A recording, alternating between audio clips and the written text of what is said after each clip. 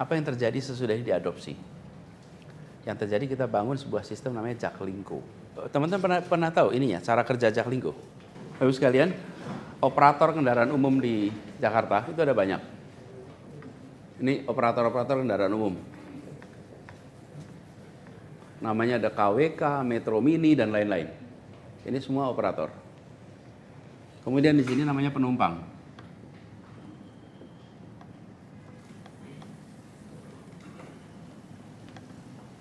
Mereka bertransaksi. Terus kami di sini, pemerintah, itu membuat regulasi yang mengatur agar transaksi ini terjadi. Oke? Kami juga buat regulasi tentang rutenya dan lain-lain. Tapi transaksinya antar ini. Anda bayar kepada operator. Lalu saya sampaikan, ini masalahnya bukan nggak ada public transport. Di Jakarta tuh ada public transport, tapi tidak integrasi. Jadi kata kuncinya adalah integrasi. Jadi ini harus satu kesatuan. Supaya rutenya terintegrasi, payment sistemnya terintegrasi, manajemennya terintegrasi. Jadi operator-operator itu saya undang ke Balai Kota. Itu sekitar Februari 2018. Itu ya kalau boleh saya ceritakan pertemuan paling panas yang pernah saya ikutin. Panas betul. Kalau kemarin nggak panas, nggak ada panas-panasnya. Panas betul. Seruangan itu adalah para operator, para pemilik, para manajemen, dan sebagian ibu-ibu. Ibu-ibunya luar biasa bersemangat.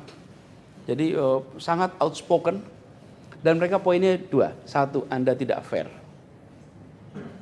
Pemerintah itu regulator dan market player. Anda regulator dan Anda punya perusahaan namanya TJ. Oke, terus Anda bikin aturan yang menguntungkan Anda. Kami semua menderita gitu. Oke, very clear. Saya bilang paham. Jadi saya rapat itu tuh kan, saya bilang saya ini sekarang ini lagi mau mulai perubahan. Jadi saya Bapak Ibu sekalian, saya mau ajak kita jalan sama-sama. Tapi nomor satu, saya terima kasih Anda sudah membantu memberikan public transport. Terima kasih. Dan terus mereka bilang apa? Pertama kali ada yang bilang terima kasih sama kami katanya. Kami ini nggak berani terima kasih sama negara. Terus dan itu pertemuan pertama dengan gubernur. Kemudian yang kedua, kami akan bangun sebuah sistem, kami akan ajak Anda untuk bergabung. Sistemnya seperti ini. Nah, saya jelaskan. Ini operator semuanya, Anda kan transaksi nih. Sekarang kami mau ubah. Anda tidak usah lagi bertransaksi dengan warga, tapi bertransaksi dengan kami. Oke? Kami akan bayar jasa Anda per kilometer. Penumpangnya berapapun dibayar per kilometer. Jadi Anda nggak usah khawatir. Tapi Anda harus bergabung dalam satu sistem nih. Yang kedua, buat penumpang nggak usah bayar ke sana, cukup bayar ke pemerintah aja. Oke? Anda bayar, kemarin kita bayar 5.000, Anda bayar 5.000, Anda bisa pakai 3 jam. Kemana saja. Bisa gonta-ganti antar ini tanpa harus ada extra payment. Anda mau bergabung, let's work together. Proses menentukan tarif per kilometernya, kan disepakati nih. Ada microbus, ada medium bus, ada large bus, itu 6 bulan 88 kali pertemuan. Sabar sekali. Dan dunia nggak tahu kalau itu terjadi. Itu belakang layar. Sampai akhirnya ketemu berapa unit cost per kilometer. Tapi apa yang terjadi? Sehat. Nggak usah kebut-kebutan. Nggak usah ngejar setoran. Kemudian tenang, tidak ada lagi rute basah dan rute kering. Tidak ada lagi jalur yang orangnya dipindah di tengah jalan. Ingat ya. Dan kemudian mereka punya kontrak dengan pemerintah. Coba cari kalau masih ada Metro Mini Jakarta sekarang. Apa yang terjadi? Mereka punya kontrak ke pemerintah, perusahaannya ganti armadanya. Tanpa harus kami perintahkan, ganti. Mereka juga kepengen ganti kok selama ini. Cuman uangnya nggak ada. Karena itulah kenapa kampas remnya bermasalah, kampas koplingnya bermasalah. Karena revenue dari sini nggak cukup. Ini dihitung beneran nih biayanya. Ekosistem public transport kita jadi sehat. Very healthy. Jadi kita bukan begini loh caranya. Kalau yang saya jangan kemudian Transjakarta digedein semua dimatikan. Jangan, ini dihidupkan. Justru sekarang mereka merasa sekarang kami bisa berusaha dengan baik, pemerintah membeli jasa kami. Ekosistem itu nggak mati, tapi dibuat sehat. Biayanya, nah di sini ada selisihnya nih. Delta ini, kalau bisa dibilang itu yang ngambil siapa? Yang ngambil pemerintah. Biaya di sini misalnya alfa, di sini beta, kemudian terjadi kan? Ada kenyataan ini. Kenyataannya begini nih. Siapa yang absorb? Yang absorb adalah subsidi dari pemerintah. Kenapa? Karena biaya yang harus dikeluarkan lebih besar daripada yang kita terima dari masyarakat. Nah, ini teman-teman yang kemudian kita masukkan sebagai subsidi. Begitu ini terjadi, terjadilah perubahan di masyarakat. Perpindahan dari kendaraan pribadi ke kendaraan umum muncul. Sayang tengah-tengah itu terjadi, muncul pandemi. Ya kan pandemi orang nggak naik kendaraan umum gitu. Coba lihat datanya Pak. Jadi ini Jaklingko itu yang menurut saya menarik tuh grafik yang kanan aja guys, gedein yang kanan. Yang kanan, daily ridership. Nah itu dia. Oke, bayangkan dari 350.000 jadi 1 juta. Itu Ridership. Daily.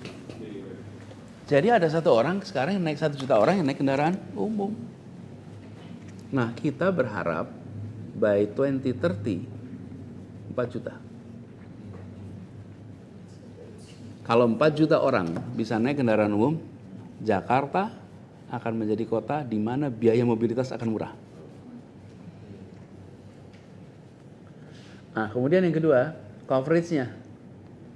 Coverage-nya sekarang 82%.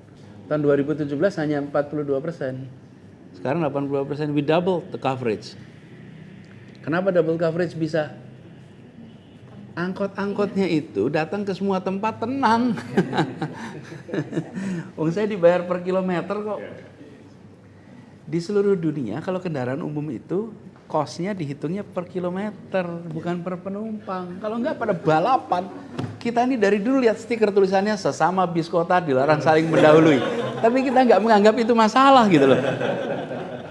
Loh, itu se-problem.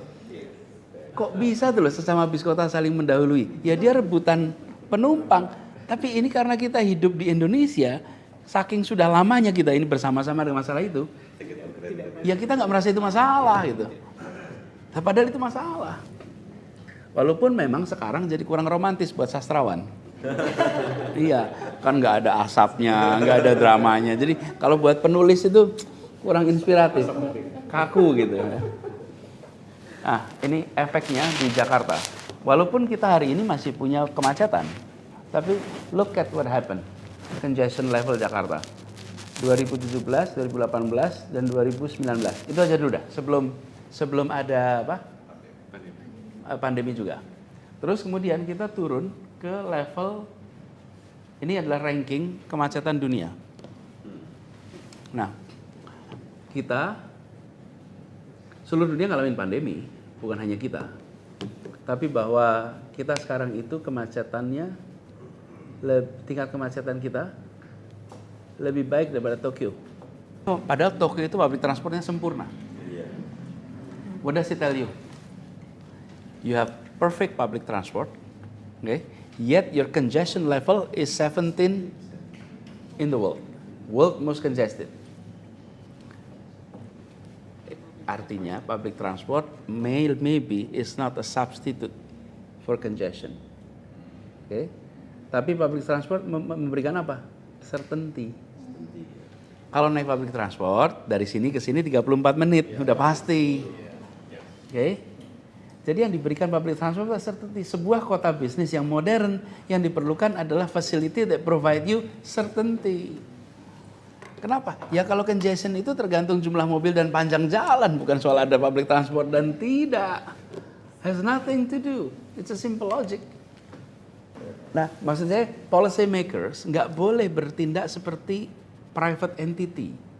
Policy maker itu harus bertindaknya dengan membayangkan skalanya, skala kolektif, bukan skala pribadi. Ini electric bus kita lakukan. Oke. Akibat itu semua, alhamdulillah Jakarta was awarded Sustainable Public Transport. Sustainable Transport itu tidak mengatakan bahwa Jakarta is the best, bukan. Cuman Jakarta tuh deltanya terbesar. Antara dulu dan sekarang, Jakarta itu delta terbesar sedunia. We should be proud of. Especially your paper is carrying Jakarta names.